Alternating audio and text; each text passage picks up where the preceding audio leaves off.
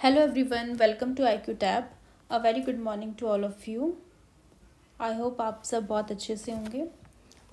जैसा कि आप जानते हो, कल की वीडियो में हमने डिपार्टमेंटल स्टैंडिंग कमेटी को स्टार्ट कर दिया था। उससे रिलेटेड हमने कुछ कुछ प्रोविजंस को रीड कर लिया था। 24 स्टैंडिंग कमेटीज़ कौन सी है वो भी हमने देख ली थी, और किस तरीके से राज्यसभा के अंदर कौन कौन सी कमेटीज़ आती हैं और लोकसभा के अंदर कौन कौन सी कमेटीज़ आती हैं वो भी हमने देख ली थी। तो बेसिकली 8 ऐसी कमेटी है जो आपको राज्यसभा के अंदर देखने को मिलेंगी और 16 लोकसभा के अंदर। नेक्स्ट जो हमें डिस्कस करना है वो है फंक्शंस को। तो यहाँ पे बेसिकली बताया गया है कि किस तरीके से जो 24 स्टैंडिंग कमिटीज़ हैं and the ministries department place under the jurisdiction, तो किन किन चीज़ों पे जुरिसडिक्शन उनके अंदर आता है वो हम देख लेते हैं। तो मेनली हम फंक्शंस जो है डिस्कस करेंगे। पहला फंक्शन जो है इनका कहता है कि to consider the demand for a grant of the concern ministries department before they are discussed and voted in the Lok Sabha, its report should not suggest anything of the nature of the cut motion. ठीक है, यानी कि budget जब पेश किया जाता है current government के द्वारा, तो उस समय जो मिनिस्ट्रीज़ या फिर डिपार्टमेंट की जो भी डिमांड्स होती हैं उन डिमांड को अच्छे से स्क्रूटनाइज करना, क्लॉज बाय क्लॉज रीड करना, वो सब काम होता है इन डिपार्टमेंटल कमिटीज़ का।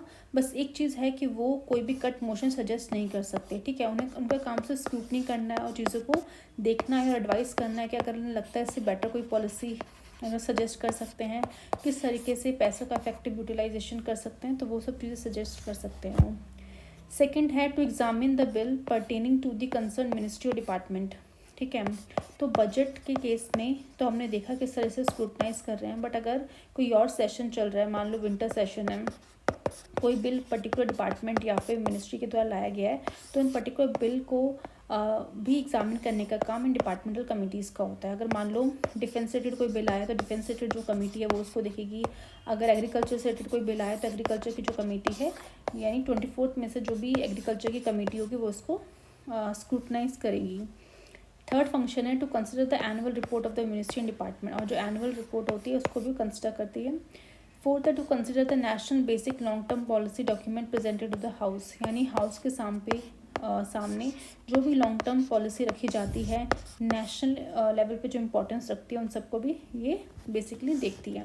तो यानी कि हम कह सकते हैं दोनों हाउसेस के पास, चाहे लोकसभा और राज्यसभा हो, दोनों हाउसेस के सामने जो भी बिल आता है, बजट के टाइम पे जो भी बजट आता है, तो उस टाइम पे उसको वोटिंग करने से पहले, उसको पास करने से पहले डिपार्टमेंटल कमिटीज जो बनाई हुई हैं 24, उनका काम है कि वो क्लॉज बाय क्लॉज उस पर्टिकुलर बिल को देखें और कहीं ना कहीं अपनी input they through the report के फॉर्म में वो अपनी इनपुट देती हैं। ठीक है, कुछ लिमिटेशंस देखने को मिलेंगी इन स्टैंडिंग कमिटीज़ में। पहला कि they should not consider the matter of day to day administration of the concern ministry department, यानी डे टू डे वो कौन कैसा काम कर रहा है उन मैटर पे वो डिस्कशन नहीं करेंगे, उन पे वो एग्जामिन नहीं करेंगे।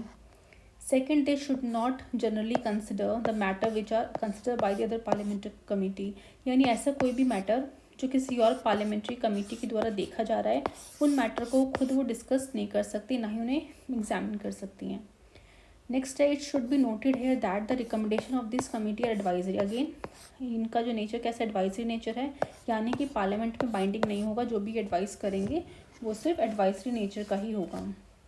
नेक्स्ट है, the following procedure shall be followed by each of the standing committee in their consideration of the demand for a grant and making a report thereon to the house, यानी कि वो जो procedure है जो उन्हें follow करना है, मतलब अगर मान लो कोई पर्टिकुलर बजट है, बजट में डिफरेंट मिनिस्ट्रीज़ है, हेल्थ मिनिस्ट्री से रिलेटेड जो भी चीज़ें होंगी वो हेल्थ से रिलेटेड जो कमेटी है वो देखेंगी। एग्रीकल्चर से रिलेटेड कुछ होगा तो एग्रीकल्चर कमेटी देखेंगी। अगर मान लो डिफेंस से रिलेटेड कुछ है तो डिफेंस की जो कमेटी है वो देखेंगी। तो वो जो प्रोसीजर फॉलो करेंगी वो अभी हम देख लेते हैं। पहला कि after the general discussion on the budget in the house is over, the house shall be adjourn for the fix period.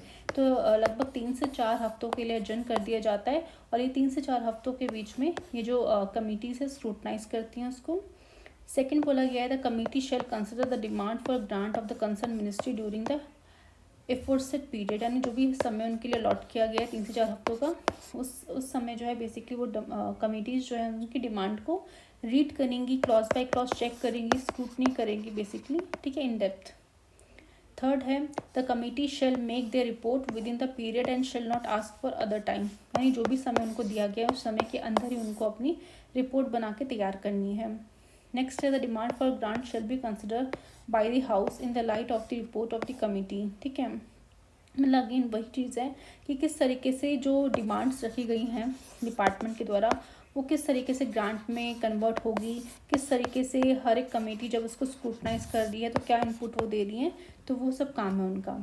There shall be a separate report on the demand for grant of each ministry, और हर एक ministry यानी हर एक ministry की जो भी demand है उससे रिलेटेड वो सेपरेट रिपोर्ट भी पेश करेंगे पार्लियामेंट में। नेक्स्ट बोला गया है the flowing procedure shall be followed by each of the standing committee in examining the bill and making report. ठीक है, यानी ये जो प्रोसीजर अभी हमने डिस्कस किया वो बजट से रिलेटेड था। अब जो पर्टिकुलर बिल आएगा उस बिल के टाइम पे क्या प्रोसीजर फॉलो करेंगे अब वो हम डिस्कस करते हैं। पहला, the committee shall consider general principle and clause of bills refer to it, यानी जो भी बिल उनको रेफर किया गया है उनकी जो भी उसमें उस बिल के जो भी जनरल प्रिंसिपल्स हैं क्लॉजेस हैं उनको डिटेल्स में देखेंगी। सेकेंड है the committee shall consider only such bills as introduced in either of the houses and refer to it, यानी अगर मान लो कोई भी बिल पार्लियामेंट में पेश किया जाता है तो उनके पास ये पावर नहीं है कि अपने आप से उस बिल को लें और रीड करना शुरू कर दें या फिर अपने आप से उस बिल पे स्क्रूटनी करना शुरू कर दें। नहीं, जैसे वो बिल दोनों हाउसेस के पास जाता है और हाउसेस जो है रेफ़र करते हैं, क्योंकि हमें पता है ना कि वो मोशन लेके आते हैं, मोशन के थ्रू बेसिकली देखते हैं कि कौन इस बिल में कौन डिस्कशन करेगा, जॉइंट कमेटी बैठाएंगे या फिर कोई और कमेटी इसको डिस्कस करेंगी। तो जो भी चीज़ें रेफ़र हुई हैं उनको उन्हीं बिल्स को वो बेसिकली चेक करेंगे, अपने आप से कोई भी बिल को वो उठा के चेक नहीं कर सकते। ठीक है, थर्ड बोला गया था committee shell make report on bills in a given time. Again जैसे उनके पास बिल रेफर होके आ गया उन्होंने उस डिटेल से स्क्रूटनी करी और टाइम के अंदर उसको रिपोर्ट बना के पार्लियामेंट में सबमिट करनी है। नेक्स्ट है the merits of the standing committee in the parliament, यानी पार्लियामेंट के अंदर इन कमेटी के क्या क्या अच्छाइयाँ हैं वो हम देख लेते हैं, क्या क्या पॉजिटिवनेस है। पहला, their proceedings are devoid of any party bias, माना जाता है कि ये जो भी प्रोसीडिंग करती हैं जो भी काम करती है उसमें कोई पार्टी का बाइस देखने को नहीं मिलता, क्योंकि हम जानते हैं डिपार्टमेंटल कमिटीज़ में राज्यसभा लोकसभा दोनों के मेंबर होते हैं, दोनों को इक्वल चांस मिलता है कि वो उस पर्टिकुलर क्लॉजेस को उस पर्टिकुलर बिल को अच्छे से जो है डिस्कस कर सके। जो चीज़ें वो पार्लियामेंट में खड़े होकर नहीं बोल पाए वो डिपार्टमेंटल कमिटीज़ में एज अ मेंबर होने के नाते वो उस रिपोर्ट में मेंशन कर पाए कि हाँ यहाँ पे ये चीज़ें प्रॉब्लम थी। ठीक है, तो यानी हर एक पार्टी को कह सकते हो हर एक हाउस के मेंबर को चांस मिलता है यहाँ पे अपनी बात रखने का। सेकेंड बोला गया था procedure adopted by them is more flexible होता है देन दी लोकसभा, लोकसभा का प्रोसीजर उतना फ्लेक्सिबल नहीं जितना इन कमेटी का देखने को मिलता है। नेक्स्ट पॉइंट है कि the system make parliamentary control over the executive much more detailed close continuous in depth और कॉम्प्रिहेंसिव बना देता है। बिकॉज वही है कि जो कंट्रोल आप रखना चाहते हो वो उनको एक मौका मिल जाता है कि वो अच्छी तरह से डिटेल्ड वे में क्लोजली उन चीज़ों को देख के कॉम्प्रिहेंसिवली डिस्कशन करके देन वो उस पार्लियामेंट में जो एग्जीक्यूटिव है उनको कंट्रोल कर पाते हैं। ठीक है, फोर्थ है द सिस्टम इंश्योर करते economy and efficiency in public expenditure as a minister department would now be more careful in formulating the demand, क्योंकि उन्हें पता है कि जब भी कोई भी मिनिस्ट्री या डिपार्टमेंट कोई भी बेसिकली डिमांड रखेंगे पार्लियामेंट में या फिर कोई भी बिल लेके आएंगे तो उन्हें पता है उसकी स्क्रूटनी की जाएगी, तो कहीं ना कहीं उनके ऊपर एक जो है प्रेशर रहता है। ठीक है, कि वो अच्छे से उस चीज़ को लेके आए और जो पब्लिक एक्सपेंडिचर है वो एफिशिएंटली जो है यूज़ कर पाएँ और इकॉनमी में किस तरीके से उसको बेटर तरीके से उसको यूटिलाइज़ कर पाएँ। ठीक है, फिफ्थ बोला गया है कि they facilitate opportunities to all the members of the parliament to participate understand the functioning of the government and contributed. तो इस तरीके से जो कमिटीज़ बनाई गई हैं उसमें हर एक मेंबर जो है पार्लियामेंट का उनको मौका मिलता है कि उसमें पार्टिसिपेट कर सकें, गवर्नमेंट की जो भी फंक्शनिंग है उसमें अपना कॉन्ट्रीब्यूशन दे सकें। नेक्स्ट बोला गया है कि they can avail of expert opinion और public opinion to make the report. They are authorized to invite expert eminent person to testify before them and incorporate their opinions in the report। यानी कि अगर उनको लगता है कि जब वो उन्होंने डिटेल्स चीज़ों को देख लिया अब जब रिपोर्ट बनाने की बारी आएगी तो उन्हें लगता है कि कुछ एक्सपर्ट की एडवाइस लेनी ज़रूरी है, कुछ ऐसे एमिनेंट पर्सन हैं जिनके पास कुछ स्पेसिफिक नॉलेज है उस डोमेन की, तो वो चाहे तो उनको इन्वाइट करके उनकी इनपुट भी ले सकते हैं और उनकी इनपुट भी फिर रिपोर्ट के अंदर मैंशन कर सकते हैं। नेक्स्ट बोला गया है the position party in the Rajya Sabha can now play a greater role in exercising the financial control over the executive. यानी अगर नॉर्मली देखा जाए तो एग्जीक्यूटिव पे उनका कंट्रोल अपोजिशन पार्टी ज़्यादा अच्छे तरीके से बना नहीं पाती, बट ये कमिटीज़ के थ्रू हम कह सकते हैं कि अपोजिशन पार्टी के पास भी पावर मिल जाती हैं, साथ साथ राज्यसभा को भी पावर मिल जाती है कि वो फाइनेंशियल मैटर, क्योंकि हम जानते हैं राज्यसभा फाइनेंशियल मैटर में ज़्यादा कंट्रोल है नहीं उनका, अपोजिशन पार्टी का भी नहीं है, बट इन कमेटी के थ्रू थोड़ा बहुत उनको कह सकते हैं मौका मिल जाता है कि वो अपनी इनपुट भी रख सकते हैं। ठीक है, तो यहाँ पे हमने जो है बेसिकली जो आपका टॉपिक है डिपार्टमेंटल स्टैंडिंग कमेटी, इसको हमने कवर कर लिया अच्छे से। आई होप आपको इसमें कोई डाउट ना हो। अब हम मूव करते हैं बाकी कमेटीज़ के ऊपर, छोटी छोटी ही हैं बट एक बार देख लेते हैं ताकि आपको भी कोई डाउट ना रहे। सबसे पहले बोला गया है कमिटीज़ टू इंक्वायरी। ठीक है, तो कमेटी टू इंक्वायरी के अंदर आपको देखने को मिलेगा committee on petition, committee on privileges और एथिक्स कमेटी। ठीक है, पहले हम बात करते हैं कमेटी ऑन पिटीशंस की। तो दिस कमेटी एग्जामिन करती है petition on the bills and on the matter of general public importance and also entertain the representation from the individual association on matter pertaining to the union subject. The Lok Sabha committee consist of 15 member while the Rajya Sabha consist of 10 members. इसमें simply ये बोला गया है कि अगर मान लो कोई particular bill house में आता है या फिर कोई भी एक ऐसा मैटर जो कि बहुत ज़्यादा पब्लिकली इम्पोर्टेंस रखता है, अगर ऐसे बिल और ऐसे मैटर के ऊपर कोई भी इंडिविजुअल या फिर कोई भी एसोसिएशन अगर कोई पिटीशन फाइल करता है कि भाई मुझे इस बिल की क्लॉजेस को जानना है या फिर इस बिल में ये चीज़ें ऐड ऑन होनी चाहिए, तो कोई भी पिटीशन इस तरह की आती है। ठीक है, और याद रखना है कि ऐसे मैटर जो कि यूनियन सब्जेक्ट से रिलेटेड हो, यानी सेंटर का जो सेंटर लिस्ट है यानी जिसको हम यूनियन लिस्ट बोलते हैं, उस यूनियन लिस्ट में जो भी सब्जेक्ट्स मेंशन है उन सब्जेक्ट से रिलेटेड अगर वो मैटर है, ठीक है, और वो मैटर जो है कहीं ना कहीं जनरल पब्लिक इंपॉर्टेंस भी रखता है, तो उस केस में अगर कोई भी इंडिविजुअल एसोसिएशन अगर वो पिटीशन डालता है तो वो पिटीशन कहाँ जाती है, इन कमेटी के पास जाती है। वो उस कमेटी जो है का काम ये है कि वो उसको एग्जामिन करे, देखे कि वो कितनी ज़्यादा वैल्यूएबल है, फिर उसके अकॉर्डिंग वो फिर एक्शन लेती हैं। ठीक है, तो ये जो कमेटी आपको देखने को मिलेगी लोकसभा के अंदर ही बनाई जाती है, सिमिलरली राज्यसभा के अंदर। अगर हम लोकसभा की बात करें तो उसमें 15 मेंबर होते हैं जो ये काम करते हैं, राज्यसभा के अंदर 10 मेंबर होते हैं। नेक्स्ट आपका कमेटी ऑफ प्रिविलेजेस बोला गया है the function of this committee are semi judicial in nature होता है। It examine the cases of breach of privileges of the house and its member and recommend appropriate action. The Lok Sabha committee has 15 member, Rajya Sabha में 10 member होते हैं। ठीक है, यानी कि अगर मान लो जैसे कि हमने बात किया था कि जो मेंबर ऑफ पार्लियामेंट होते हैं, एमपीज़ होते हैं, उनको कुछ इंडिविजुअल प्रिविलेजेस मिलती है, कुछ कलेक्टिवली प्रिविलेजेस मिली जाती है एज अ होल लोकसभा को, राज्यसभा को भी। ठीक है, अगर मान लेते हैं वो इन प्रिविलेजेस को ब्रीच करते हैं तो उस केस में ये जो कमेटी ऑफ प्रिविलेजेस है, क्योंकि इनके पास सेमी जुडिशियल नेचर की है, यानी थोड़ी थोड़ी वो जो पावर होती है कि किस तरीके से वो एक्शन ले सकती हैं, किस तरीके से वो उनको एडवाइस कर सकती हैं कि भाई इस मेंबर ने जो है अपनी प्रिविलेजेस को ब्रीच किया है तो ये एक्शन उनके खिलाफ लेना चाहिए। तो ऐसे केसेस को एग्जामिन करने का काम इन कमेटी का होता है। वो अच्छे से मतलब चीज़ों को डिटेल वे में जाके देखती हैं, चेक करती हैं कि हाँ भाई पर्टिकुलर जो मेंबर है वो सच में कुछ ब्रीच हुआ है या नहीं हुआ, या फिर कोई फालतू में कोई और मेंबर जो है ऐसा एलिगेशन लगा रहा है कि उसने ब्रीच किया है या नहीं किया, तो वो डिटेल में चेक करने का काम इस कमेटी का होता है। और ये कमेटी आपको लोकसभा में भी दिखेगी जिसके अंदर आपको 15 मेंबर्स दिखेंगे, और राज्यसभा में बनाई जाती है जिसके अंदर 10 मेंबर होते हैं। नेक्स्ट आपकी कमेटी है एथिक्स कमेटी। इस कमेटी को बनाया गया था राज्यसभा में 1997 में, सबसे पहले राज्यसभा में बन गई थी, देन लोकसभा में 2000 में इसको बनाया गया था।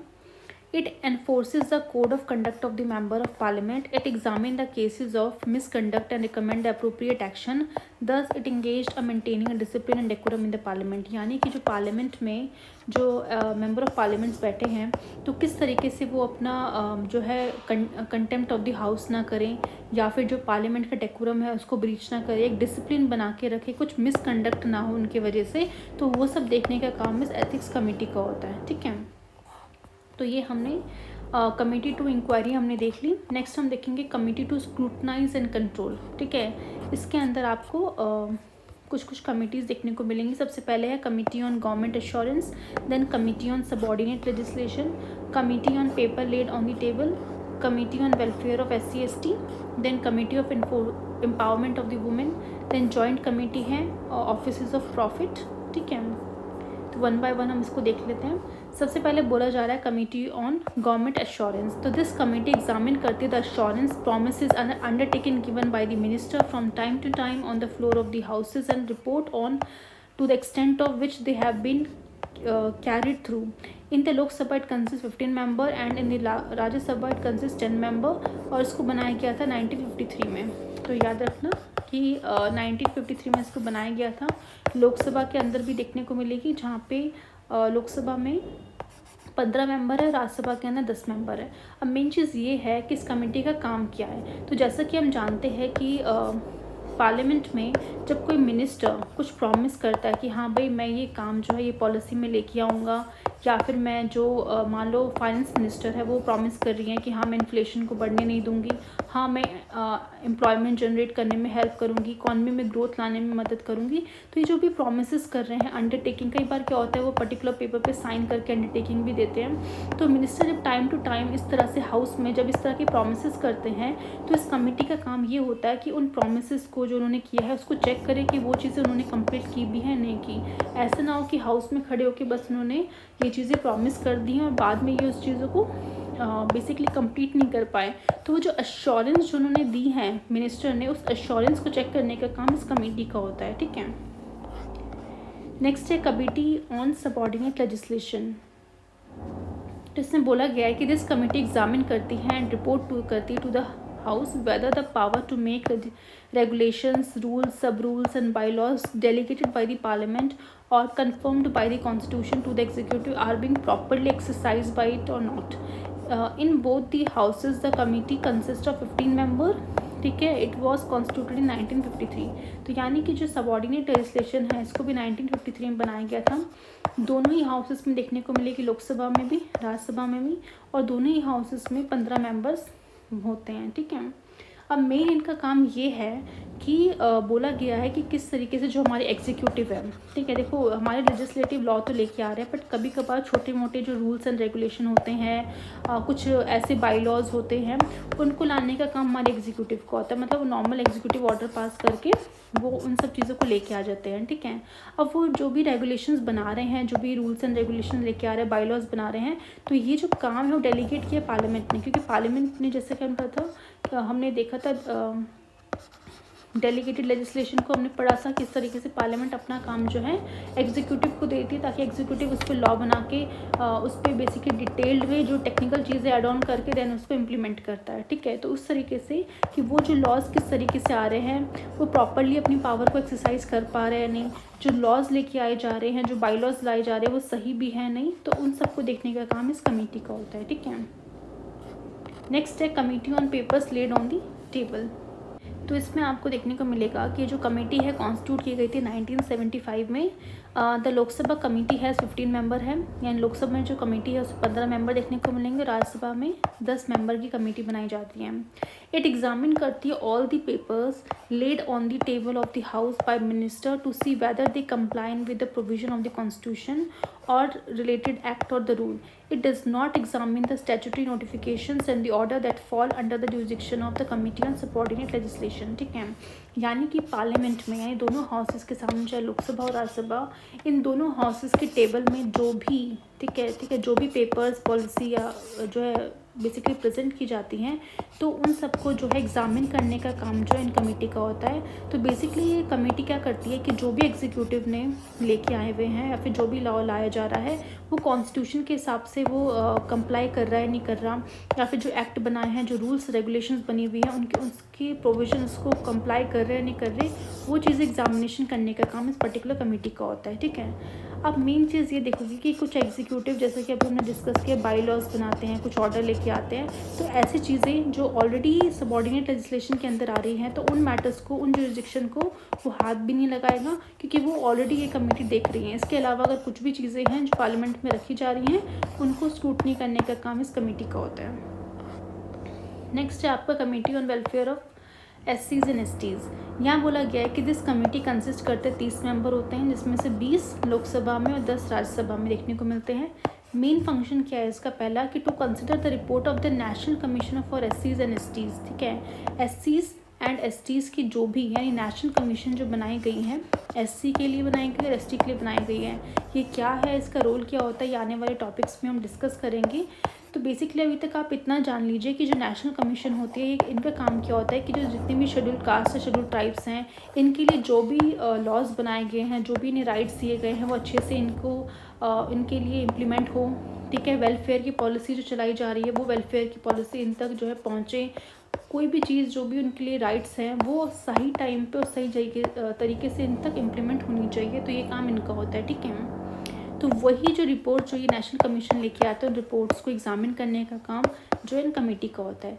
साथ ही साथ एग्जामिन करते all the matters related to the welfare of SC ST। यानी मान लो हमारी गवर्नमेंट ने कुछ स्कीम लाई है कि जो SC हैं उनको घर प्रोवाइड किया जाएगा, या फिर उनके लिए कुछ कह सकते हैं कुछ ऐसे प्रोडक्ट हैं जो वो अगर बनाते हैं तो उनको एक प्लेटफॉर्म के थ्रू उन्हें बेचने के लिए हेल्प मिली जाएगी। तो ये सारी जो पॉलिसीज़ जो बनाई जाती है उनके लिए वो, और क्योंकि वेलफेयर से जो पॉलिसीज़ है अगर वो अच्छी तरीके से इम्प्लीमेंट हो रही है नहीं हो रही, वो चेक करने का काम भी इस पर्टिकुलर कमेटी का होता है, ठीक है। तो like implementation of constitution and statutory safeguard working for the welfare program. यानी कॉन्स्टिट्यूशन में जो भी सेफगार्ड इनके लिए दिए गए हैं, ये स्टैट्यूटरी यानी कोई पर्टिकुलर एक्ट बना के जो भी हमने सेफगार्ड्स दिए गए हैं, जो भी वेलफेयर पॉलिसीज इनके चलाए जा रहे हैं, वो अच्छी तरीके से इम्प्लीमेंट हो रही है नहीं हो रही, ये कौन चेक करेगा? जो committee on welfare SC ST है ये, ठीक है। Similarly committee on empowerment of the women, this committee constitute किया गया था 1997 में। इसके अंदर 30 मेंबर हैं, ठीक है। 20 लोकसभा से हैं, 10 राज्यसभा से हैं। ये जो कमेटी कंसिडर करती है report of the national commission for women, यानी नेशनल कमीशन जो है वुमेन की भी एक बनी हुई है, तो उससे वो जो रिपोर्ट अपनी लेके आते हैं, तो उस रिपोर्ट को देखने का काम इस पर्टिकुलर कमेटी का होता है। और साथ ही साथ एग्जामिन करते हैं the measure taken by the union government to secure status, dignity and equality for women in all field. यानी कि हमारी जो सेंट्रल गवर्नमेंट है किस तरीके से वुमेन की डिग्निटी के लिए, उनकी इक्वालिटी के लिए काम कर रही हैं हर एक फील्ड में। तो वो सारी जो पॉलिसीज़ हैं, वो सारी जो काम जो किया जा रहा है, वो उन तक मतलब मिल रहा है नहीं, मतलब वुमेन को उसका फ़ायदा हो रहा है नहीं हो रहा, ये भी चेक करने का काम इस पर्टिकुलर कमेटी का है, ठीक है। ओके, नेक्स्ट है आपकी joint committee on office of profit. इसमें बोला गया है कि जो कमेटी है एग्जामिन करती है the composition and the character of the committees and other bodies appointed by the center, state and union territory government, and recommend whether the persons holding these offices should be disqualified from being elected as a member of parliament or not. It consists 15 member, 10 from the Lok Sabha and 5 from Rajya Sabha, ठीक है।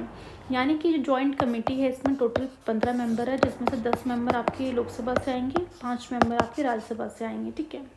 तो ये जो committee है इसका main काम ये है कि जो भी पर्टिकुलर कमेटी है या फिर बॉडीज़ हैं, ठीक है, जो कि सेंट्रल लेवल पे अपॉइंट की गई या फिर स्टेट लेवल पे या फिर कोई भी यूनियन टेरिटरी की जो गवर्नमेंट ने अपॉइंट की है, उस कमेटी के अंदर या फिर उस ऑफिस के अंदर जो भी पर्सन्स काम कर रहे हैं, अगर वो पर्सन्स जो है MPs बनने के लिए अगर मान लो एलिजिबल हैं या नहीं है, वो ऑफिस ऑफ प्रॉफिट तो नहीं हो, डिस्क्वालिफिकेशन तो नहीं हो रहा है उनका, तो वो सारी चीज़ें देखने का काम इस पर्टिकुलर ऑफिस का होता है, ठीक है। क्योंकि कई बार क्या होता है वहाँ पे एक पर्टिकुलर जो सेंट्रल गवर्नमेंट की जो पोस्ट है वहाँ पे बैठे हुए और साथ साथ आप MP बनने का इलेक्शन लड़ रहे हो, तो ऐसा नहीं होना चाहिए ना कि एक जगह आप ऑलरेडी सर्विस कर रहे हो, दूसरी जगह जा रहे हो, तो एक जगह आपको वैकेंट करनी पड़ेगी, ठीक है। तो उस केस में जो इस तरह से ऑफिस होल्ड कर रहे हैं तो वो पर्सन डिस्क्वालीफाई होता है या नहीं होना, तो ये सब चीज़ें कौन चेक करती है? कमेटी चेक करती है। अगर उसको लगेगा कि नहीं वो डिस्क्वालीफाई नहीं होना चाहिए तो उसको वो बेसिकली डिस्क्वालीफाई नहीं करती है, या फिर उसको फर्दर जो भी मेंबर अगर पार्लियामेंट बनना चाहता है तो उसको उस तरीके से सजेस्ट करती हैं, ठीक है। नेक्स्ट हमारी जो कमिटीज़ हैं, committees related to the day to day business of the house related कुछ कमिटीज़ हैं। बिजनेस एडवाइजरी कमेटी है पहला, दूसरा committee on private member bill and resolution, then rules committee है, then committee on absence of member from the sitting of the house। तो पहला आपको देखने को मिलेगा business advisory committee. This committee regulate करती है the program and the time table of the house, ठीक है। नाम से पता चल रहा है बिजनेस, यानी कि कोई भी पर्टिकुलर हाउस है उसमें कैसे बिजनेस चलेगा, ठीक है। प्रोसीडिंग्स मतलब किस तरीके से होगी, मतलब होता नहीं है कि मान लो आपको पता है कि आपका जो ऑफिस है 11 बजे खुल रहा है, शाम को 5 बजे तक चल रहा है, अब 11 से 12 के बजे 11-12 बजे के बीच में क्या चीज़ हमें लेना है, उसके बाद कौन सा सेशन लेना है, कब रिसेस होगा, उसके बाद कौन सा बेसिकली हम काम शुरू करेंगे। तो वो जो बिज़नेस होता है, ठीक है, वो कैसे रेगुलेट करना है, वो कहीं ना काम इस देखने का काम इस कमेटी का होता है। ठीक है, तो ये रेगुलेट करते प्रोग्राम में द टाइम टेबल जो है पर्टिकुलर हाउस का, उसको रेगुलेट करने का काम होता है। ठीक है, it allocate time for the transaction of legislative and other business, यानी ये एलोकेट करते हैं कि किस टाइम पे कौन सा पर्टिकुलर लॉ के ऊपर जो है डिस्कशन होगा, या फिर बाकी के अदर जो बिजनेसेस है किस पर्टिकुलर टाइम पे वो कंडक्ट किए जाएंगे। ठीक है, नेक्स्ट है द लोकसभा कमेटी कंसिस्ट करती है 15 member including the speaker as its chairman. ठीक है, यानी लोकसभा के अंदर जब ये कमेटी बनाई जाती है तो उसमें 15 मेंबर होते हैं, और उस कमेटी का जो मेन चेयरमैन कौन होगा, स्पीकर खुद होगा। सिमिलरली राज्यसभा के अंदर जब कमेटी बनेगी तो उसके अंदर 11 मेंबर्स होंगे, और राज्यसभा का जो चेयरमैन होगा वो एक्स ऑफिशियो चेयरमैन बन जाएगा इस पर्टिकुलर कमेटी का, बिजनेस एडवाइजरी कमेटी का। नेक्स्ट है committee on private member bill and resolution. जैसा कि हम जानते हैं कि जो प्राइवेट मेंबर बिल है उसको इंट्रोड्यूस किया जाता है प्राइवेट मेंबर के द्वारा, जो कि मिनिस्टर नहीं होते, यानी जो एमपीज़ हैं। ठीक है, उनमें से जो मेंबर ऑफ पार्लियामेंट अगर मिनिस्टर है उनको मिनिस्टर बोल देंगे, क्योंकि उन्हें पर्टिकुलर मिनिस्ट्री असाइन की गई है। जो बेसिकली जिनके पास कोई भी मिनिस्ट्री नहीं है वो प्राइवेट मेंबर काउंट होते हैं। ठीक है, तो वही बोल रहा है कि दिस कमेटी क्लासीफाई करेगी बिल्स एंड एलोकेट करेगी time for the discussion on the bills and resolution introduce by the private member, यानी कि प्राइवेट मेंबर के पास भी ऑप्शन है कि वो भी बिल लेके आ सकते हैं, और उनके बिल को क्लासीफाई करना कि वो सबसे पहले तो कि वो बिल जो है ऑर्डिनरी बिल नहीं है, मतलब जो मिनिस्टर जो बिल लाते हैं वो नहीं है, प्राइवेट मेंबर का बिल है, ये क्लासीफाई करना। दूसरा, उसके लिए स्पेसिफिक टाइम एलोकेट करना। ठीक है, ये सब काम इस कमेटी का होता है। This is a special committee of the Lok Sabha and consisting of 15 member including the deputy speaker as its chairman। ठीक है, तो यहाँ पे देखने को ये मिलेगा कि इस लोकसभा के अंदर 15 मेंबर होते हैं, यानी लोकसभा से 15 मेंबर जो है इस कमेटी में जाते हैं, एज ए मेंबर बनते हैं, और जो डिप्टी स्पीकर होते हैं वो इसके चेयरमैन होते हैं इस पर्टिकुलर कमेटी के। Rajya Sabha does not have any such committee. क्यों? बिकॉज जो मिनिस्टर्स होते हैं वो हमारे लोकसभा से होते हैं, और जो प्राइवेट मेंबर्स होंगे, तो नॉर्मली देखा जाता है कि जो बिल है वो कोई भी ला सकता है, बट माना जाता है कि जो पर्टिकुलर कमेटी सिर्फ और सिर्फ लोकसभा में ही बनाई जाती है, राज्यसभा के पास ऐसी कोई कमेटी नहीं देखने को मिलती। द सेम फंक्शन, हाँ, क्योंकि मेन चीज़ ये है कि जो सेम फंक्शन जो है राज्यसभा में परफॉर्म किया जाता है by the business advisory committee for that house, यानी कि जो ये काम है, जो प्राइवेट मेंबर जो भी पर्टिकुलर बिल लेके आ रहे हैं, चाहे वो लोकसभा में लेके आ रहे हैं, तो अगर लोकसभा में लेके आ रहे हैं तो उसको कौन देखेगा, committee on private member bill and resolution. अगर राज्यसभा में ऐसे कोई प्राइवेट मेंबर बिल लेके आ रहे हैं तो उसको कौन देखेगा, बिजनेस एडवाइजरी कमेटी। है ना, उन्होंने एक ही कमेटी को दोनों काम दे रखे हैं। पहला कि राज्यसभा में जो बिजनेस एडवाइजरी कमेटी है वो ये भी चेक करेगी किस तरीके से बिजनेस हो रहा है, साथ ही साथ जो प्राइवेट मेंबर जो भी बिल लेके आ रहे हैं उसको भी टाइम अलॉट करना, उसके लिए किस तरीके से क्लासिफिकेशन करना, वो भी काम होगा। ठीक है, नेक्स्ट कमेटी है आपकी rules committee. This committee consider करती है matter of the procedure and the conduct of the business in the house and recommend करती है नेसेसरी अमेंडमेंट और the addition to the rules of the house, यानी हर एक पर्टिकुलर हाउस के अपने कुछ रूल्स एंड रेगुलेशंस होते हैं, तो उसमें अगर कुछ भी एडिशन करना है, कुछ पर्टिकुलर रूल्स की किस तरीके से बिजनेस चलेगा, किस तरीके से प्रोसीजर को चलाया जाएगा, तो कुछ भी एडिशन करना है, अमेंडमेंट करना है, तो ये काम रूल्स कमेटी का होता है। लोकसभा के अंदर जो है 15 मेंबर की कमेटी होती है including the speaker as ex official chairman. तो याद रखना कि रूल कमेटी के अंदर जो स्पीकर होते हैं वो इसके एक्स ऑफिशियल चेयरमैन बन जाते हैं, और राज्यसभा के अंदर 16 मेंबर की कमेटी होती है, यानी लोकसभा में 15 मेंबर है और राज्यसभा में 16 मेंबर होते हैं इस पर्टिकुलर कमेटी में, और राज्यसभा के अंदर जो चेयरमैन होता है वो उसका एक्स ऑफिशियल चेयरमैन बन जाते हैं। ठीक है, इंपॉर्टेंट है। नेक्स्ट यहाँ पे committee on absence of member from sitting of the house, यानी अगर एक पर्टिकुलर हाउस में अगर मान लो कोई मेंबर है जो 60 दिनों से लगातार एब्सेंट है, तो उस केस में किस तरीके से उसको आइडेंटिफाई करना और किस तरीके से उस पर एक्शन लेना वो कहीं ना कहीं कमेटी का काम होता है।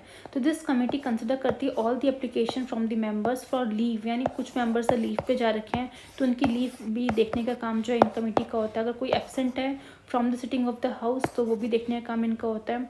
Examine the case of member who have been absent for a period of 60 days और मोर विदाउट परमिशन, ठीक है, बिना किसी परमिशन के वो पर्टिकुलर मेंबर 60 दिन या उससे ज़्यादा एब्सेंट है तो उस पर्टिकुलर केस को भी एग्जामिन करता है। It is a special committee होती है of the Lok Sabha and consist 15 member होते हैं इसमें। There is no such committee in the Rajya Sabha में नहीं होती। All such matters are dealt by the house itself. In Rajya Sabha में वो जो पर्टिकुलर हाउस है वो खुद से इस मैटर को डील कर लेता है। उन्होंने इस पर्टिकुलर के लिए कोई भी सेपरेट कमेटी नहीं बना रखी, बट लोकसभा में आपको सेपरेट कमेटी दिखेंगी जो कि committee on absence of member होती हैं, और लोकसभा के अंदर 15 मेंबर होते हैं, ठीक है। नेक्स्ट आपका है हाउस कीपिंग कमेटी में पहला general purpose committee, then house committee and library committee है, joint committee on salaries and allowance है, ठीक है। तो इसमें आपको पहला है जनरल पर्पस कमेटी, ठीक है। दिस कमेटी कंसिडर करती है and advises on the matter concerning affair of the house which do not fall with in the jurisdiction of any other parliamentary committee, यानी कि ऐसा कोई मैटर जो बाकी कोई पार्लियामेंट्री कमेटीज़ के अंदर फॉल नहीं कर रहा, उन मैटर्स पे जो अपनी एडवाइस वगैरह देती है। In each house this committee consist of presiding officer, दोनों प्रिजाइडिंग ऑफिसर होते हैं, स्पीकर और चेयरमैन। स्पीकर लोकसभा में देखने को मिलेंगे, और जो राज्यसभा के प्रिजाइडिंग ऑफिसर कौन होते हैं, चेयरमैन होते हैं, ठीक है। As its ex officio chairman, ठीक है, यानी कि स्पीकर और चेयरमैन जो होंगे इस पर्टिकुलर कमेटी के एक्स ऑफिशियो चेयरमैन बन जाएंगे इन द रिस्पेक्टिव हाउस में, ठीक है। डिप्टी चेयरमैन जो होंगे, यानी deputy chairman, deputy speaker and deputy chairman case of Rajya Sabha are the member of the basically member होते हैं of chairpersons, panel of vice chairperson case of Rajya Sabha, chairperson of all the departmental standing committee of the house, leading of recognized party and groups in the house, and such other matters are nominated by the presiding officer। तो मतलब general purpose से related अगर कोई भी matter आया है, वो matter इससे पहले कि जो भी हमने कमेटी डिस्कस करी उनके अंडर फॉल नहीं कर रहा है, तो वो मैटर जो है पर्टिकुलर कमेटी देखने को मिलेगा कि ये देख रही हैं, ठीक है। और बाकी के मेंबर्स जो होंगे उनको नॉमिनेट कौन करेगा, प्रिजाइडिंग। अगर उन्हें लगता है और भी कुछ मेंबर की ज़रूरत है, कि यहाँ पे स्ट्रेंथ नहीं बताई हुई कितने मेंबर्स इसमें चाहिए, बस इतना बता दिया है कि सिंपली जो इस कमेटी को प्रिजाइड करेंगे वो स्पीकर होंगे, और जो लोकसभा में कमेटी बन रही है चेयरमैन उसमें करेंगे। बाकी जो आपके डिप्टी चेयरमैन है ये सब जो होंगे मेंबर्स होंगे, वाइस चेयरपर्सन होंगे, चेयरपर्सन होंगे इन केस ऑफ राज्यसभा, ठीक है। नेक्स्ट है house committee. This committee deal करती है with the residential accommodation of a member, other amenities like food, medical aid वगैरह accorded to them in their houses and hostels in Delhi, ठीक है, hotels, ठीक है, hostels in Delhi. Both the houses have their respective house committee होती हैं। In the Lok Sabha it consist 12 member, Rajya Sabha में 10 members होते हैं, ठीक है। सिंपली क्या होगा कि जो भी मेंबर्स हैं आपके पार्लियामेंट में उनको कुछ ना कुछ रहने के लिए सरकारी घर वगैरह मिलते हैं, ठीक है। तो वो बेसिकली उन सब मैटर से डील करता है कि हाँ भाई इस पर्टिकुलर मेंबर को ये पर्टिकुलर घर मिलना चाहिए, फूड की फैसिलिटी किस तरह से मिल रही है या नहीं मिल रही, कोई मेडिकल एड, क्योंकि हर एक मेंबर्स को एक मेडिकल एड प्रोवाइड की जाती है, तो वो टाइम से उनको मिल रही है या फिर किसी को नहीं मिल रही तो वो चेक करना, तो वो सब देखने का काम इस हाउस कमेटी का होता है। और मेन चीज़ ये है कि दोनों ही हाउसेस में, लोकसभा राज्यसभा में आपको कमेटी देखने को मिलेगी। लोकसभा के अंदर इस कमेटी में 12 मेंबर होंगे, राज्यसभा में 10 मेंबर होंगे। नेक्स्ट है library committee. This committee consist करती है all the matters related to the library of the parliament and assist करती है मेंबर्स को utilizing the library services. It consist 9 member, यानी टोटल इस कमेटी में 9 मेंबर होंगे, जिसमें से 6 मेंबर जो होंगे लोकसभा से चुन के आएंगे, 3 मेंबर राज्यसभा से आएंगे, ठीक है। अब मेन चीज़ है लाइब्रेरी की ज़रूरत क्यों है, बिकॉज जैसे कि आप जानते हैं पार्लियामेंट है, उसमें इतने सारे लॉज बनाए जाते हैं, डिफरेंट फील्ड से रिलेटेड लॉज होते हैं, हेल्थ से है, कुछ डिफेंस से है, कुछ साइंस से रिलेटेड है, कुछ एग्रीकल्चर से रिलेटेड है, ठीक है। तो आपको बेसिकली कुछ ना कुछ किताबें पढ़नी पड़ेंगी, क्योंकि आपको देखो ये सारी चीज़ें, क्योंकि उस समय हम कह सकते हैं मेंबर्स इतने एजुकेटेड नहीं है, उन्हें पर्टिकुलर फील्ड का कुछ नॉलेज नहीं है, तो इसलिए उनको पर्टिकुलर सर्विस दी जाती है कि आप भी लाइब्रेरी में जाइए, जो भी पर्टिकुलर बुक्स पढ़ी हैं रखी हैं उनको आप पढ़ सकते हैं।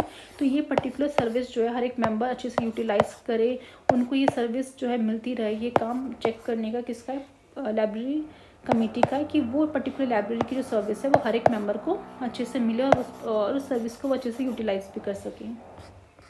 नेक्स्ट है joint committee on salary and allowances of the member. तो इसमें बोला गया है कि this committee was constituted under the salary allowances and the pension of the member of the parliament act 1954 के तहत इसको बनाया गया था। इट कंसिस्ट 15 मेंबर होते हैं, जिसमें से 10 मेंबर आपकी लोकसभा से आएंगे और 5 मेंबर आपकी राज्यसभा से आएंगे। It frame rule for regulating the payment of salary allowances pension of the member of the parliament, यानी कि पार्लियामेंट के जो भी मेंबर्स हैं उनकी टाइम से सैलरी आ जाए, अलाउंसेस मिल जाए, उन सबको चेक करने का काम इस पर्टिकुलर कमेटी का होता है, ठीक है। नेक्स्ट है हमारा लास्ट टॉपिक है। जैसा कि हमने जब स्टार्टिंग में टॉपिक डिस्कस किया था तो वहाँ पे मैंने कुछ कंसल्टेटिव कमिटीज़ के बारे में बात किया था कि ये बेसिकली पार्लियामेंट्री कमिटीज़ के अंदर नहीं होती, बट इनका रोल काफ़ी इंपॉर्टेंट होता है। तो अब हम उसको डिस्कस कर लेते हैं। तो सबसे पहले हम देखेंगे, इसमें बताया गया है कि the consultative committee are attached to the various ministry से अटैच्ड होती हैं, departments of the central government से अटैच्ड होते हैं, ठीक है। They consist of member of both the house of the parliament, यानी इस कमेटी के अंदर दोनों हाउसेस के मेंबर देखने को मिलते हैं। The minister of state in charge of the ministry concern act as the chairman of the consultative committee of that ministry, यानी उस पर्टिकुलर मिनिस्ट्री का जो भी मिनिस्टर है, ठीक है, या फिर मिनिस्टर ऑफ स्टेट है, वो इस तरह का उस पर्टिकुलर कमेटी का चेयरमैन बन जाएगा, ठीक है। अगर मान लो हेल्थ मिनिस्ट्री है, उस हेल्थ मिनिस्ट्री के अंदर मान लो एक कंसल्टेटिव कमेटी बनाई गई है जो उससे अटैच्ड है, तो वो जो कमेटी बनाई हुई है उसका जो भी चेयरपर्सन होगा वो कौन होगा, इस हेल्थ मिनिस्ट्री का जो मिनिस्टर है वही इसका चेयरपर्सन होगा, ठीक है। देन बोला गया है कि these committees provide a forum, मतलब एक तरह का प्लेटफॉर्म देती है फॉर इनफॉर्मल डिस्कशन करने के। देखो फॉर्मल डिस्कशन तो आपके होते रहेंगे पार्लियामेंट पे, सवाल पूछना और एग्जीक्यूटिव उसका जवाब देंगे। तो जो इनफॉर्मल डिस्कशंस होते हैं between the ministers and the member of the parliament on the policies and the program of the government and the matter of their implementation, कि किस तरीके से गवर्नमेंट पॉलिसीज लेके आ रही हैं, किस तरीके से उसे इम्प्लीमेंट कर रही है, तो इनफॉर्मली वो डिस्कशन है वो प्रोवाइड करने का काम एक तरह से कमेटी देता है। कैसे? जैसे कि हम जानते हैं कि ये जो भी पर्टिकुलर मिनिस्ट्री होती है उससे अटैच्ड होते हैं। तो अगर मान लो जो भी मेंबर्स यहाँ पे प्रेजेंट है तो वो मेंबर्स वो देखते रहेंगे कि हाँ ये पर्टिकुलर मिनिस्टर ये काम कर रहा है, तो यहाँ पे आके उनसे बातचीत भी चलती रहेगी। तो कहीं ना कहीं इनको भी पता चलता रहेगा कि गवर्नमेंट बेसिकली क्या क्या काम कर रही है। नेक्स्ट है कि this committee are constituted by the ministry of parliamentary affairs के द्वारा बनाया गया था। The guidelines regarding the composition, function and the procedure of this committee are formulated by the ministry, ठीक है। यानी जो मिनिस्ट्री है वही जो मिनिस्ट्री ऑफ पार्लियामेंट्री अफेयर है वही कहीं ना कहीं जो है डिसाइड करती है, फिर गाइडलाइंस बनाती है कि किस तरीके से कितने मेंबर वहाँ पे होंगे, उनका फंक्शन क्या होगा, कौन से प्रोसीजर के हिसाब से वो काम करेंगे। The ministry also make arrangement for holding their meeting, ठीक है। और साथ ही साथ वो जो मीटिंग करवाने का काम जो होता है वो भी इनका होता है, both during the session and the inter session period of the parliament, ठीक है। अगर मान लो पार्लियामेंट अगर सेशन में है तब अगर मीटिंग करवानी हो, या फिर इंटर सेशन का पीरियड चल रहा है तब करवाना हो, तो उस टाइम पे ये जो मिनिस्ट्रीज है, मिनिस्ट्री ऑफ पार्लियामेंट्री अफेयर, इसका काम है कि वो प्लेटफॉर्म प्रोवाइड करना। नेक्स्ट है the membership of this committees voluntary होती है, ठीक है, and it is left to the choice of the member and the leaders of their party, कि भाई वॉलंटरी कुछ ऐसा नहीं है मतलब कि आपको लेना ही लेना है, इट्स आपके ऊपर है, आप चाहो तो उससे पार्ट ले सकते हो। और ये किसके ऊपर छोड़ दिया गया है, मेंबर के ऊपर, कि आपकी अपनी चॉइस है या फिर जो लीडर्स पर्टिकुलर पार्टी का, ठीक है। द मैक्सिमम मेंबरशिप जो है इस पर्टिकुलर कमेटी की 30 होनी चाहिए, कम से कम 30 मेंबर तो होनी चाहिए, मिनिमम 10 से भी काम चल जाएगा। नेक्स्ट है this committee are normally constituted after the new Lok Sabha is constituted, ठीक है, after the general election for the Lok Sabha, यानी कि हम कह सकते हैं in other word this committee shall stand dissolve upon the dissolution of the every Lok Sabha and shall be reconstituted upon the constitution of each Lok Sabha.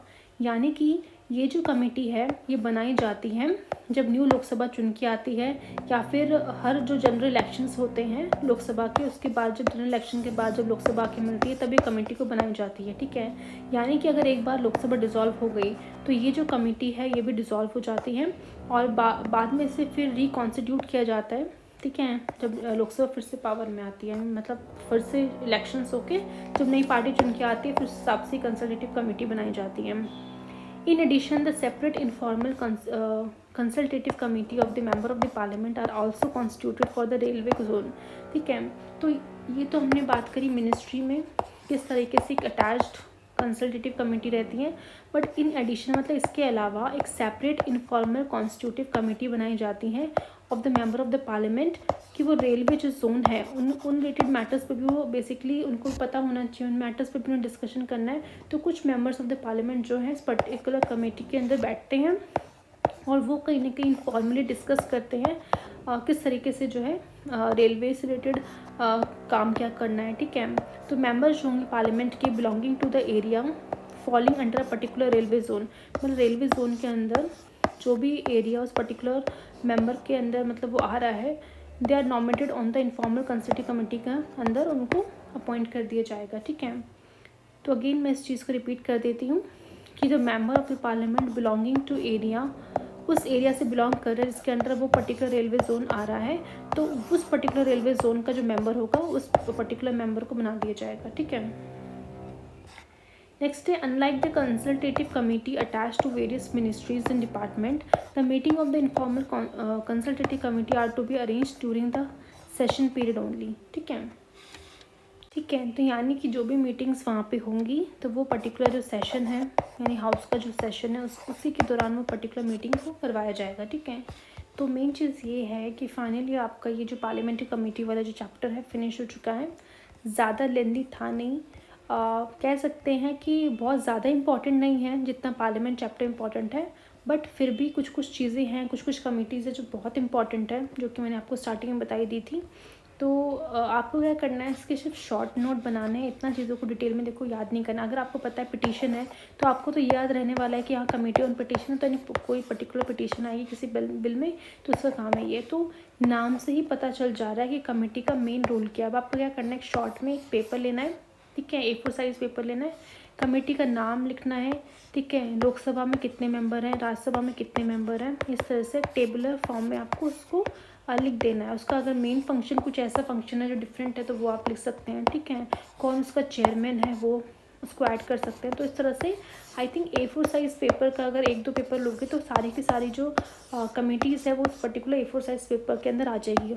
और exam जब भी एग्ज़ाम होगा उससे एक दिन पहले अगर आप उसको रिवाइज़ करके जाओगे तो भी आपका हेल्पफुल होगा। ठीक है, तो आपको इतना सब कुछ बार बार याद करने की ज़रूरत नहीं होगा, बिकॉज आपने इतना डिटेल में मैंने आपको चीज़ें बताई दी है कि नाम से पहले आपको पता चल जा रहा है मेन रोल क्या है। बस आपको जो मेन जो याद करने में आपको दिक्कत आएगी वो है मेंबर, बिकॉज मेंबर क्या है, हर बार हर एक कमेटी के अंदर मेंबर्स चेंज हो रहे हैं। कुछ कमेटी ऐसी है जिसमें लोकसभा राज्यसभा के कंबाइन मेंबर है, कुछ मेंबर्स ऐसे हैं जो लोकसभा में अलग है, राज्यसभा की अलग कमेटी है। तो उन सबको याद रखने का सिंपल तरीका ये है, टेबुलर फॉर्म में A4 शीट में आपको ये सब डिटेल्स फिलअप करनी है, उसको बेसिकली याद करना है। ठीक है, नेक्स्ट हम चलते हैं पार्लियामेंट्री कमेटी के जो क्वेश्चंस है उसमें। जैसा कि आप जानते हैं पार्लियामेंट जो चैप्टर था उसके एंड में मैंने कुछ क्वेश्चंस भी दिए थे। ठीक है, आपने अच्छे से उनको रिप्लाई भी किया था, बट उनका सोल्यूशन मैं डिस्कस नहीं कर पाई थी, तो एक साथ में इन दोनों के जो क्वेश्चंस हैं उनको डिस्कस कर लूँगी आने वाली वीडियो में। ठीक है, तो उसकी आप टेंशन मत लीजिएगा। तो सबसे पहला क्वेश्चन हम देखते हैं यहाँ पे। बोला जा रहा है कि एनुअल फाइनेंशियल स्टेटमेंट के बारे में क्वेश्चन है, किस तरीके से हाउस में प्रेजेंट किया जाता है, पब्लिक अकाउंट कमेटी का क्या रोल है। तो ये जो स्टेटमेंट्स है आपको बतानी है इनमें से करेक्ट स्टेटमेंट कौन सी है। सिमिलरली मेरिट्स पूछे गए हैं पार्लियामेंट्री डिपार्टमेंटल स्टैंडिंग कमिटीज़ के, किस तरीके से बजट के प्रपोजल को स्क्रूटनाइज करती है। तो इनमें से जो सही चीज़ें हैं वो आपको बतानी है। ठीक है, तो वीडियो को पॉज कीजिए और इसको अच्छे से रीड करिए एंड देन उसके आंसर्स को कमेंट बॉक्स में आप कीजिएगा। नेक्स्ट क्वेश्चन है, किस तरीके से ये जो कमिटीज़ है हेल्प लेती हैं कैग की। ठीक है, parliamentary control over the executive. ठीक है, तो ये आपको बताना है। नेक्स्ट है करेक्ट क्रोनोलॉजी ऑर्डर बताना है इवोल्यूशन ऑफ गिवन कमेटी, यानी जो पहले इनमें से सबसे पहले कौन सी कमेटी बनी थी। ठीक है, तो उसका ऑर्डर आपको बताना है। नेक्स्ट है मैच द फॉलोइंग करनी है, ये पार्लियामेंट्री कमेटी उनके फंक्शंस हैं। ठीक है, तो बताने किसका कौन सा फंक्शन है, कोड उसमें दिए हुए हैं। 6th क्वेश्चन है द चेयरमैन जो पब्लिक अकाउंट कमेटी पार्लियामेंट का कौन अपॉइंट करता है वो बताना है। 7th है कि which of the flowing committee recommend the creation of committee on public undertaking, किसने ये बेसिकली रिकमेंडेशन दी थी। 8th क्वेश्चन है कि statement which one of the following is not correct regarding the parliamentary committee, कौन सही नहीं है वो बताना है। 9th है the speaker x official chairman होता है किस पर्टिकुलर कमेटी का बताना है। 10th which of the following statement does not reflect the jurisdiction of estimate committee के जुरिडिक्शन में नहीं आता वो बताना है। 11th question which one of the following is not a function of the subordinate legislation का फंक्शन नहीं है। नेक्स्ट है स्टेटमेंट नंबर 1 स्टेटमेंट नंबर 2 आपको करेक्टली बताना है कौन सा स्टेटमेंट ट्रू है कौन से नहीं है, कौन करेक्ट एक्सप्लेनेशन है उसका। क्वेश्चन नंबर 13 कि इनमें से कौन से स्टेटमेंट सही नहीं है वो आपको चूज़ करनी है। 14th the issue of weather a commitment made by minister on the floor of the house has been fulfilled और नॉट इज डिसाइडेड बाय, कौन डिसाइड करता है ये बताना है। Question number 15 which one of the flowing committee is constituted by the Lok Sabha under the comprises member of the Rajya Sabha also. ठीक है, तो ये सब चीज़ें टोटल 15 क्वेश्चन ही हैं जो आपको अच्छे से डिटेल्ड में देखना है और कोशिश करनी है कि आप इसको सॉल्व कर पाएँ। अदरवाइज़ मैं इसके आंसर्स आपको प्रोवाइड कर दूँगी सॉल्यूशंस के साथ। डिस्कस कर लेंगे अपनी नेक्स्ट वीडियो में, ठीक है। आई होप आपको आज का लेक्चर अच्छे से पसंद आया होगा, और कोई भी डाउट हो कमेंट बॉक्स में पूछिएगा। नेक्स्ट जो हमारा टॉपिक है जो हम स्टार्ट करने वाले हैं वो है पार्लियामेंट्री ग्रुप, ठीक है। आपको देखने को मिलेगा कि जो 7th एडिशन की जो मतलब लक्ष्मीकांत है उसमें से जो पार्लियामेंट्री फॉरम वाला चैप्टर है वो हटा दिया गया है। वो इतना इंपॉर्टेंट है भी नहीं, तो डायरेक्टली हम पार्लियामेंट्री ग्रुप जो है, जो कि पर्टिकुलर सीक्वेंस है उस लक्ष्मीकांत की न्यू एडिशन की, उस सीक्वेंस के हिसाब से हम नेक्स्ट चैप्टर पार्लियामेंट्री ग्रुप को स्टार्ट करेंगे, ठीक है। Okay then bye.